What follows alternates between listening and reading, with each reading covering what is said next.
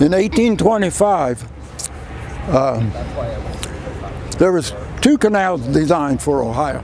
There was an eastern canal on July 4th, 1825. Governor Morrow and Governor DeWitt Clinton from New York turned the first dirt there. They came to Middletown and turned the first dirt between for the canal called the Miami Canal, which was to run from Middletown to Dayton. Later, the state appropriated additional money so they could extended it to a point called Junction, which connected the canal with the Wabash and Erie Canal. And the canal went all the way to Toledo from Cincinnati. I said that Middletown economically, the farmers made good from around here. Businesses built along the canal and industry developed along the canal. Cities grew to the canal and on the other side of it, Middletown did. So the flood severely damaged the canal and it was never put back in use again. States had to make roads out of it, and in Middletown, Verde Parkway is the site of the canal. The other cities in this area also used it to make roads.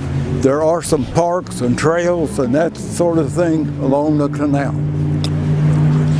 What other parts of the canal are left in Butler County that you're aware of? Okay, down in Amanda on the old road, there is a wall for one of the canal locks. Down at Excello on Main Street, there is a canal lock, complete lock, belongs to the Metro Parks. If you go on down, there are other places where there's locks and stuff. There's one between Franklin and Miamisburg that is very well taken care of. And all of them have no wood. The doors and stuff on them were wood. That's all gone. Farmers had a very hard life in Butler County. They produced a lot more product than they could economically sell. Markets in Cincinnati were very poor because there was so much of it coming into them. Many of them sent it all the way down to New Orleans. They took flatboats and rode all the way down there.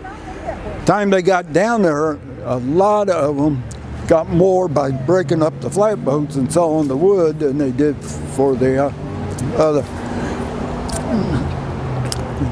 When the canal opened, wheat was about $3.50 in Cincinnati.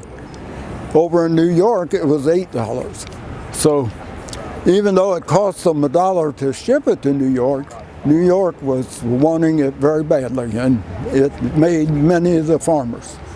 The other part of that is that industry built along the canal. They built along the Miami Erie Canal, the hydraulic canal, both.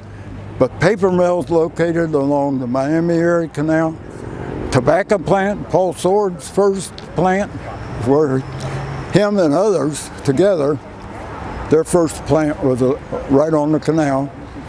So it's very important.